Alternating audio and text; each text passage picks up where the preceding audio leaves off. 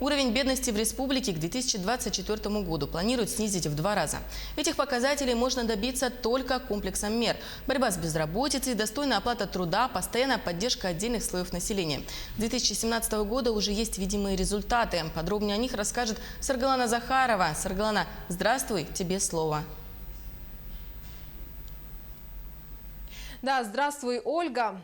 Безработица и низкие доходы, особенно на селе, среди молодежи мешают развиваться, не дают победить бедность, порождают социальное неблагополучие. Поэтому рост занятости и реальных доходов якутян – это задача номер 1. Так звучал один из главных пунктов предвыборной программы главы республики Айсена Николаева. Ударить по бедности в Якутии решили, как говорится, по всем фронтам. Тем более позитивная динамика стала ощутима уже по итогам 2018 года.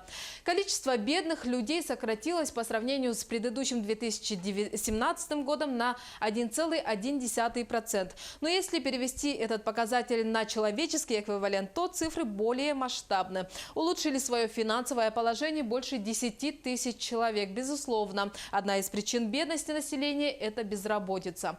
Здесь показатели улучшились на 17%. При этом увеличилось количество вакансий на 29%, что объясняет статистику по снижению напряженности на рынке труда до 1% безработного населения на одну вакансию. А средний размер заработных плат, по данным Сахастата, возрос от 38 тысяч до 46 тысяч рублей в республике.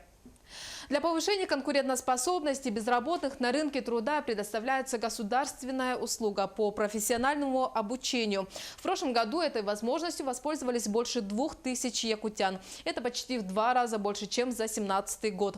А в 2019 планируют охватить уже 3500 человек. Большая часть из них будут обучаться техническим специальностям. Отмечу, что именно рабочие профессии пользуются наибольшим спросом у работодателей. На их долю приходится в среднем 60% всех заявок, поступающих в службы занятости Якутии.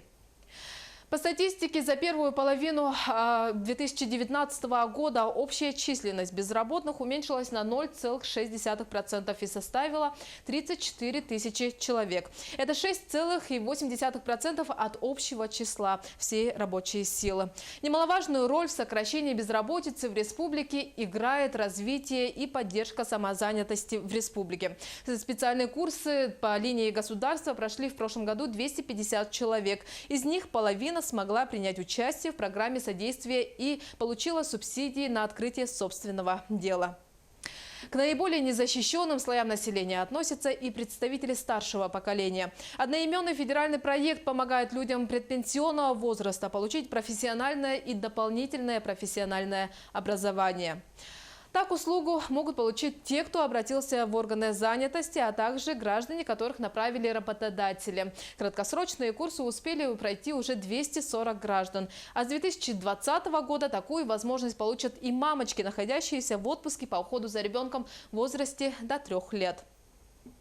Как гласит народная мудрость, дай человеку рыбу, и ты накормишь его на целый день. Научи его ловить рыбу, и ты накормишь его на всю жизнь.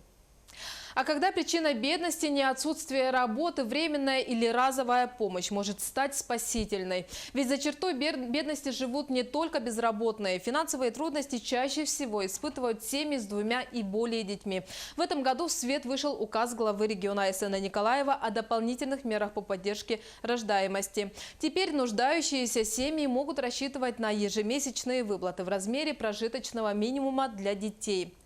На очереди решение жилищного вопроса, а именно понижение ставок на ипотеку для молодых и многодетных семей. А при настоящих ценах на квартиры даже 1 сэкономленный процент может существенно сохранить семейный бюджет.